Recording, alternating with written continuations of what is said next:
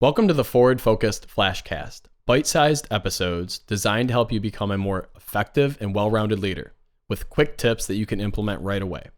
I'm your host, Jon Reusch, and in today's episode, we're talking about the task audit and how implementing a task audit within your organization can be incredibly helpful to maximize the return on investment for your time and your money.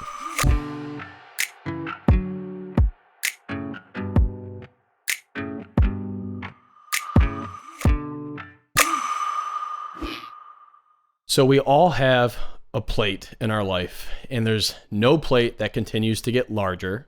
We just typically stack more and more things on that plate, and we say we'll get to it at some point, and all of a sudden we look down at the plate and we're overwhelmed. Things are falling off it, things are falling through the cracks, and that is a feeling as a leader that is just so demoralizing. It's overwhelming, it leads to burnout, and it's where you start dropping the ball in areas that you used to pride yourself on. Well, there's an effective way if you'd like to continue to grow in your business and not get that burned out, overwhelming feeling.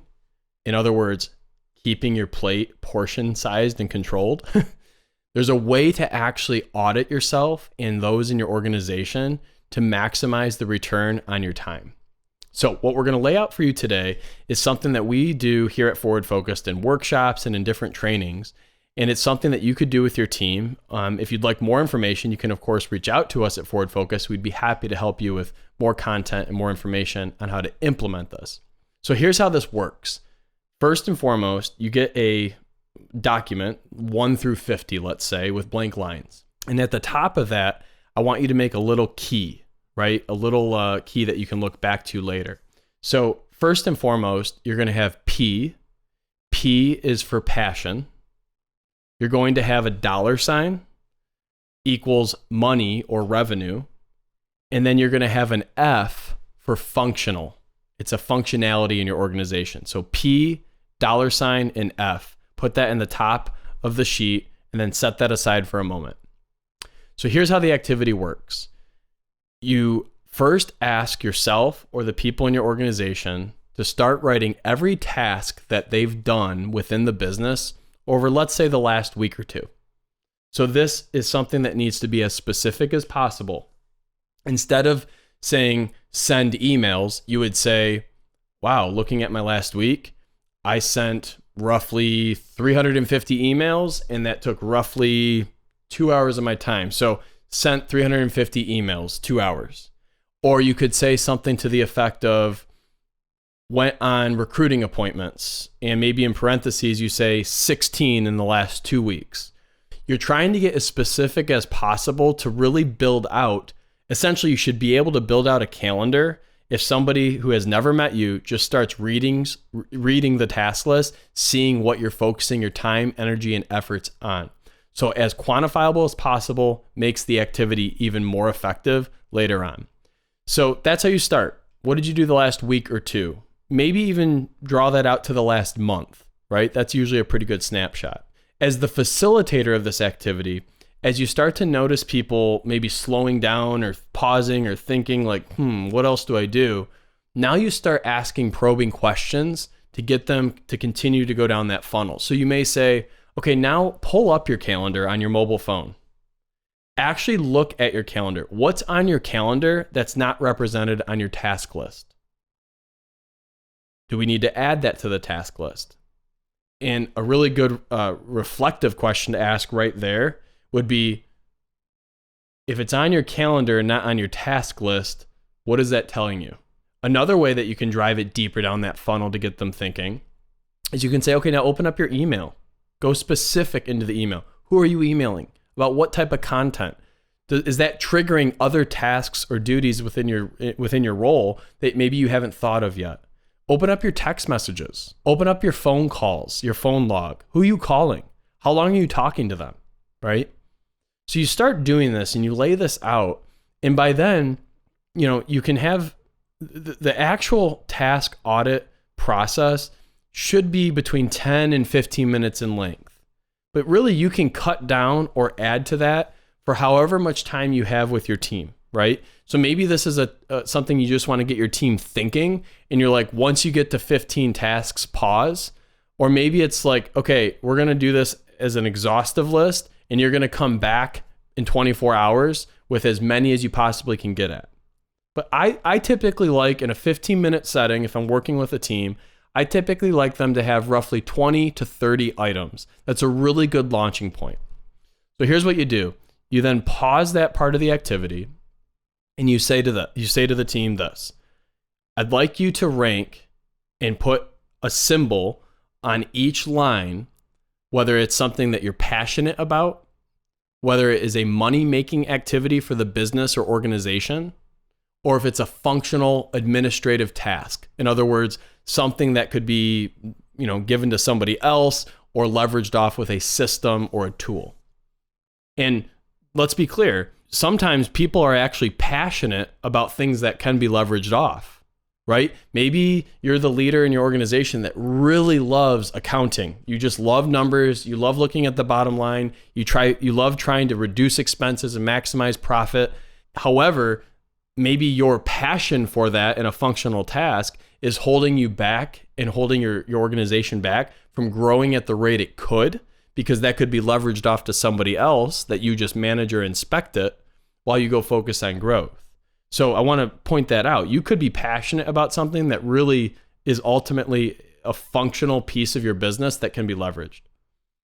So here's what you do is you label them: the P, the money, the F. Sometimes you'll see P and money, which is sweet spot, right? You're passionate about, you enjoy it, and it gives money to the business. It gives money to the organization. Once you've labeled things P, money, F, or a combination of thereafter, what you do is, let's say you have 30, right? 30 total tasks. You ask them to count how many P's they have, how many money or dollar signs they have, and how many F's they have. So if they had 10 P's, 10 monies, and 10 F's, that would be 33% of their time is spent on passionate things. 33% of their time is spent on money-making or revenue-making things for the business. And 33% of their time is spent on functional type tasks that could be leveraged. Now, if you pause at this point, I typically like to put that up on a flip chart or a board.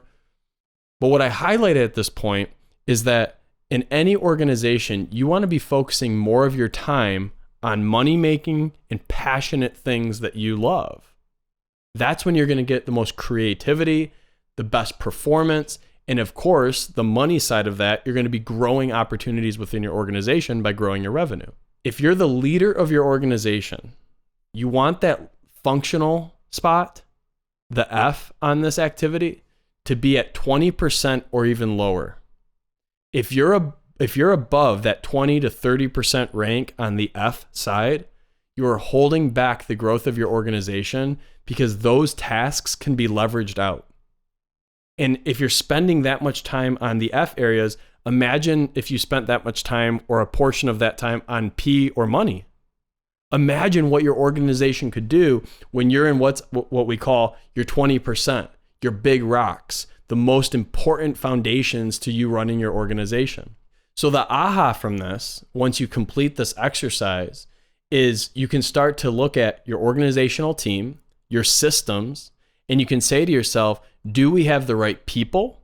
Do we have the right systems in place for me to as the leader, to effectively lower the number of functional tasks I'm doing to that 20 to 30% range and leverage it out to the appropriate people within my organization, or maybe even outside the organization? Maybe this is the aha that I have to hire somebody off of Fiverr, right? And for graphic design and marketing, because even though I'm good at it, it's not the highest and best use of my time as a leader, and I could hire somebody else to do that. Maybe this is an aha that I need to hire administrative support, a virtual assistant, an executive assistant, maybe a personal assistant to help me with the balance of grocery shopping and all these different things. And remember, this type of leverage, it's not always just a person. For those of you who grocery shop or maybe hate grocery shopping, how many of you have used, Shipt or Kroger ClickList over the last 20 plus months with the pandemic? Well, that's an example of leverage where You can build out your grocery shopping list, apply all your coupons, pick the time that you'd like it picked up that works in your busy schedule. You literally pull up, open the trunk, they bring it out, and you're done. That's an example of leverage and how you can be more efficient. And sometimes a task audit list like this, we focused on an organization today, business, right? You could do a task audit list for your family, for your relationships, for your physical health or diet and exercise plans of why aren't you getting the results that you desire? And you would just cater the key up top to whatever outcomes or desires that you ultimately want to see. The task audit list is a simple, effective, yet eye-opening tool that can lay the groundwork to have really honest and transparent conversations with yourself and with your leadership team, helping you excel and rise to levels that maybe you think are 5 years away, maybe in the next year or two, because you're just being more effective with the time that you have in each and every day. If you found value in today's content, please be sure to subscribe so you never miss a lesson to be the leader that you deserve to be. And until next time, lead on.